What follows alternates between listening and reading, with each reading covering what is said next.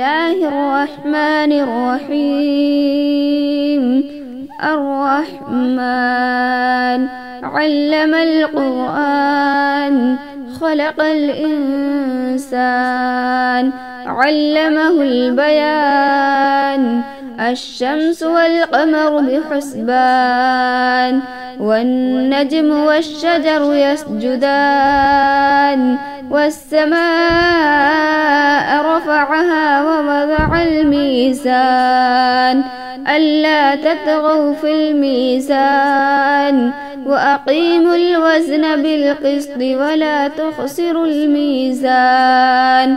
والأرض وضعها للأنام فيها فاكهة والنخل ذات الأكمام والحب ذو العصف والريحان.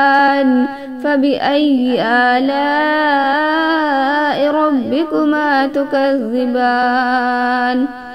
خلق الإنسان من صلصال كالفخار وخلق الجان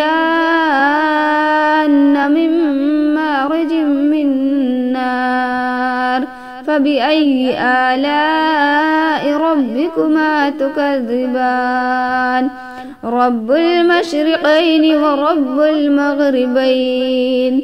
فبأي آلاء ربكما تكذبان؟ مرج البحرين يلتقيان بينهما برزخ لا يبغيان. فبأي آلاء ربكما تكذبان؟ يخرج منهما اللؤلؤ والمرجان. فبأي آلاء ربكما تكذبان؟ وله الجوار المنشآت في البحر كالأعلام. فبأي آلاء ربكما تكذبان؟ كل من عليها فان ويبقى وجه ربك ذو الجلال والإكرام. فبأي آلاء ربكما تكذبان؟ يسأله من في السماوات والأرض كل يوم هو في شان. فبأي آلاء ربكما تكذبان؟ سنفرغ لكم أيها الثقلان. فبأي آلاء ربكما تكذبان؟ يا معشر الجن والإنس إن استطعتم أن تنفذوا من أقطار السماوات والأرض فانفذوا لا تنفذون إلا بسلطان.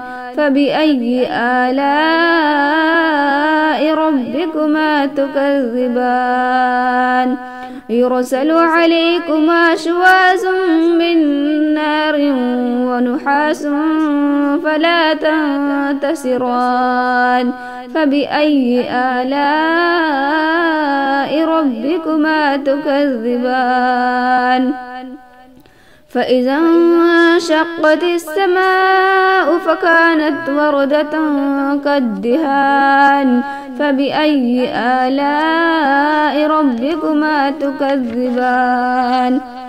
فيومئذ لا يسأل عن ذنبه إنس ولا جان. فبأي آلاء ربكما تكذبان؟ يعرف المجرمون بسيماهم فيؤخذ بالنواصي والأقدام.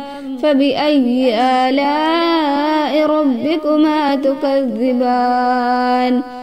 هذه جهنم التي يكذب بها المجرمون يطوفون بينها وبين حميم آن. فبأي آلاء ربكما تكذبان؟ ولمن خاف مقام ربه جنتان. فبأي آلاء ربكما تكذبان؟ ذواتا أفنان فبأي آلاء ربكما تكذبان فيهما عينان تجريان فبأي آلاء ربكما تكذبان فيهما من كل فاكهة زوجان فبأي آلاء ربكما تكذبان متكئين على فرش بطائنها من استبرق وجنى الجنتين دان فبأي آلاء ربكما تكذبان فيهن قاصرات الطرف لم يطمثهن إنس قبلهم ولا جان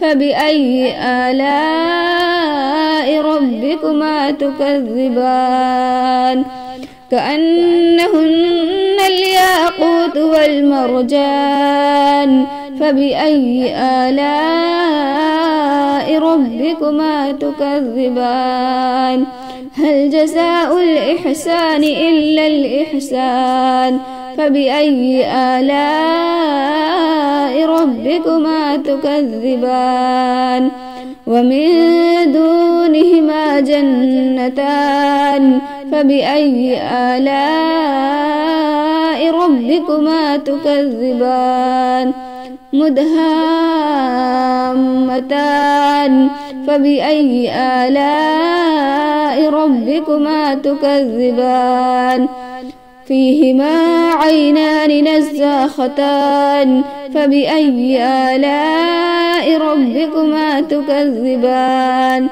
فيهما فاكهة والنخل والرمان فبأي آلاء ربكما تكذبان فيهن خيرات حسان فبأي آلاء ربكما تكذبان حور مقصورات في الخيام فبأي آلاء ربكما تكذبان لم يطمثهن إنس قبلهم ولا جان فبأي آلاء ربكما تكذبان متكئين على رفرف خضر وعبقري حسان فبأي آلاء ربكما تكذبان